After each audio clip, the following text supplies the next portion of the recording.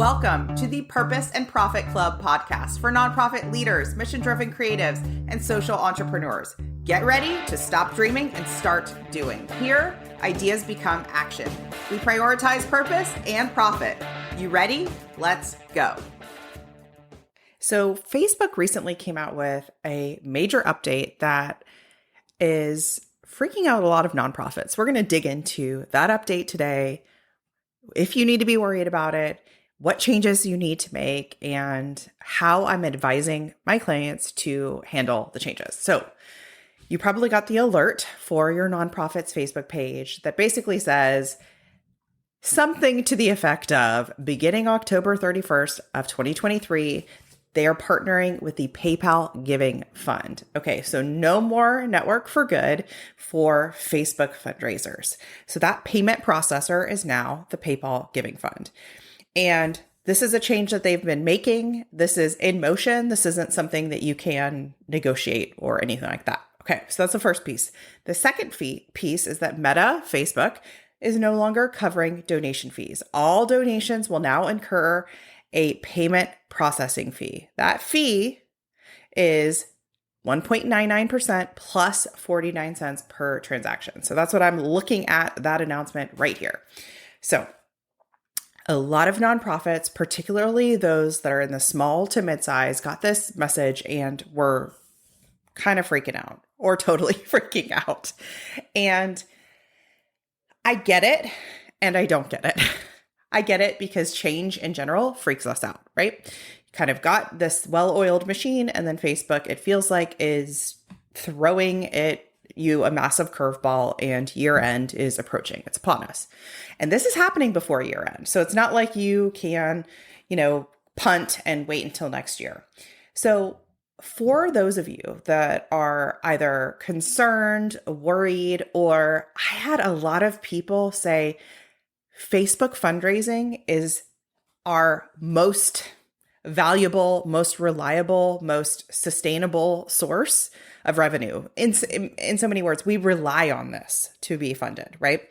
And those were the people that were freaking out the most, okay? And to that I say, that is a terrible, terrible strategy for sustainable fundraising. And let's dig into that piece, okay? Facebook fundraisers have never been a reliable source of fundraising. And I'm going to dig into why. But first, I just want you to get this headline, which is that Facebook fundraisers are a donor churn machine. Okay. Why am I saying that they're a donor churn machine? They're not predictable. They're not reliable, and they do not give you that sustainable revenue. Okay. The number one reason why they don't is because they lack the donor data. So you've likely gotten the payment from Network for Good, which can take a while to show up in your account. And that's all you get. You don't get an email. You don't get a contact information. You definitely don't get a direct mail address. Nothing. There's zero opportunity for stewardship. And that has always been my number one gripe with it. I always view Facebook fundraising as like the cherry on top, the extra, the icing on the cake, all of the metaphors. It is not the backbone and the anchor of your fundraising strategy, nor should it be. And you've probably heard me talk a lot about online fundraising. And I'm a huge fan of online fundraising. I think it's really, really crucial for every single nonprofit organization to have a powerful online fundraising strategy. So how do those two things kind of not sync up together? For me, it's all about the tools that you use for online fundraising. Now, I'm all in on you using Facebook as a platform to promote your online fundraiser. Let's say you've got a peer-to-peer fundraiser, and I was just talking to my client today. She has a great peer-to-peer fundraiser that she usually has a team of 50 go in, and they're her street team for this peer-to-peer fundraiser, okay?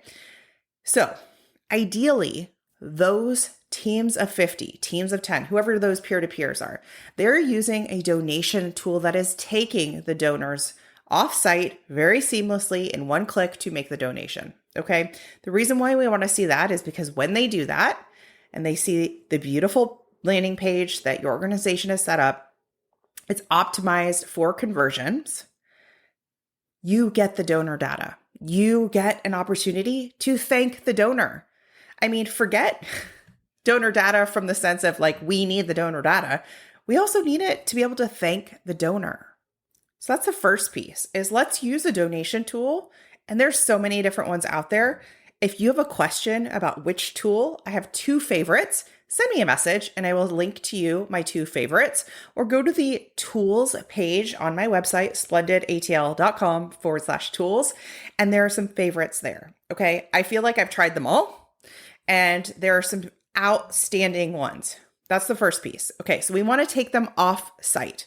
We want to take them from Facebook in one click straight to where they need to be and have a really frictionless checkout process. Frictionless means that if they want to use PayPal, they can. If they want to use Apple Pay, they can. If they want to use a credit card, they can.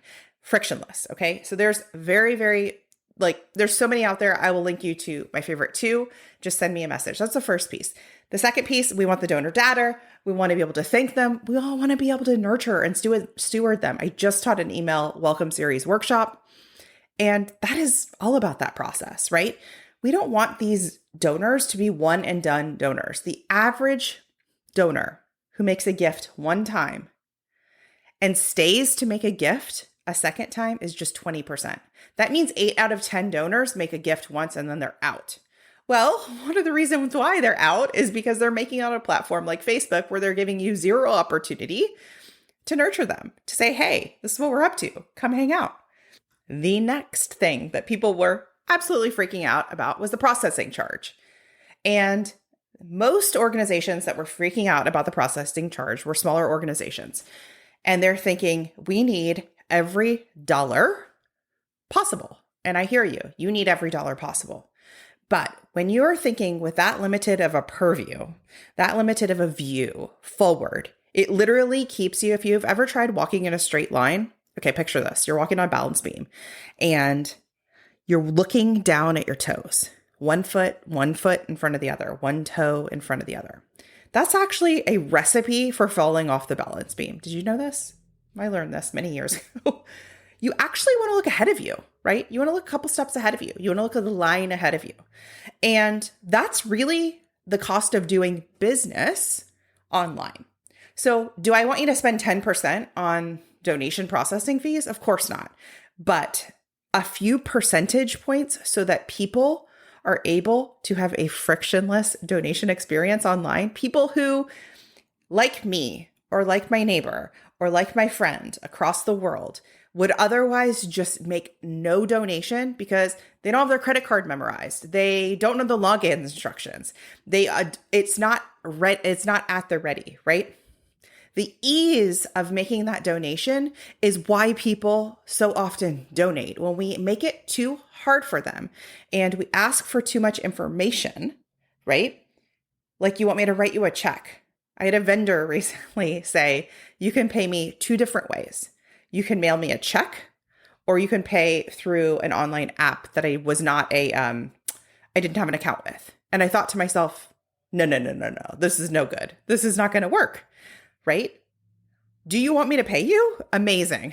Here's a credit card to pay you, right? We want to make sure that in order for your organization to increase the revenue, you're not just adding a bunch of barriers along the way. And the folks that are worried so much about a 2% processing fee are the folks that are looking down at their toes, falling off the balance beam, and then saying, Christina, why isn't our revenue growing? I would rather pay 4% for a kick-ass AI-powered fundraising tool that optimizes your conversions, that gets more people mobilized and excited about hosting a peer-to-peer fundraiser for you, right? So that you 2x, 5x, or even 10x your goal. This has happened to every single one of my Amplify Social Impact students, okay? Right? When you use a better system, does it cost a little bit more money? Yeah. But do you make 5x more? Yes. Okay. So this is one of those opportunities for you, if you're in that camp where you're just freaking out about the costs associated with it, to go, ooh, does $1 million organization worry about a 1% fee? No, they don't. Because if they said to all their donors today, you know what, you got to mail us a check. How many donors, right? And they'd say, you got to mail us a check. But the good news is there's no processing fees. No, we've just made the donor experience terrible. Now, if a donor prefers to mail you a check, amazing, let's do that. But if that is not their preferred method, we don't want to add friction. Okay, so that's the next piece. Don't worry about the processing fee. Honestly, anything under 4-ish%, I'm good with. Higher than that, send me a message. Let's talk. We can find you something better. Many of these tools don't even have, my favorite ones, don't even have a monthly fee. It's not a software, like a monthly fee. So it's like, why are we not using this? Why are you listening to this podcast and you're still using just PayPal to accept donations or just Facebook fundraising to accept donations? And no, we can optimize. We can do better. And when you optimize, when you change to a better tool, you literally see funding go up. Okay. So my favorite way for organizations to boost their online fundraising, and it answers the question, how do we get more donors, right? How do we get more donors online? Is to deploy a strategy that I teach in Amplify Social Impact. In that course, I teach you the blueprint for creating a street team. A street team does a couple of things. One, it buys your time back, so you're not on the content creation hamster wheel, just blasting content out there, hoping that people donate. Two, it gets people to endorse and use the power of influence for your organization. That matters because it drives up awareness and it drives up that social proof, that endorsement of like, I believe in what your cause, your mission does. This is the best strategy for fundraising year end. I'm teaching a free webinar coming up. I'm going to link to it in the show notes. Come to that webinar. Come. You can learn about the course. You can learn about how to optimize year-end fundraising. And we can all just take a collective and not freak out about the Facebook changes. And let's end with this. Facebook's always going to change. What is true today may not be true tomorrow or next month or next year. Okay? The reach you get on a post today will most certainly not be the reach you get on a post next year. And so it's going to feel a lot better for you to just be prepared for that. Like, it's a tool that we use to increase your visibility, to increase your funding, but it's not your tool, right? It's not your own network. And that's why I talk a lot about email, because your email list is your own. It is your asset. So with Facebook, we got to play the game a little bit, but it doesn't mean that the game is like over and done. It's just, let's pivot. Let's optimize. Let's have some fun with it. Let's not freak out about a 2% charge. And let's use this as an opportunity, if you're someone who has been reliant on those Facebook fundraisers, to go, okay, now's the time. I'm going to put in a couple hours and make the change. Now we go. All right, I'll see you next time. If you ask me, everyone should have a coach, especially you. I want to invite you to schedule a free discovery call with me. Go to splendidatl.com/contact. You'll see my calendar there. Book a call with me. You'll learn about my smart growth method, where we can grow your business or organization sustainably with ease and massive impact. Think you've reached out to everyone in your network? Are you out of ideas to get noticed and get funded? I hear you. That's why I'm giving you a chance to steal my prospect list. Yes, you can generate leads for your nonprofit or impact-driven business. Grab my mini training and list delivered to your inbox instantly. Go to splendidcourses.com/prospect.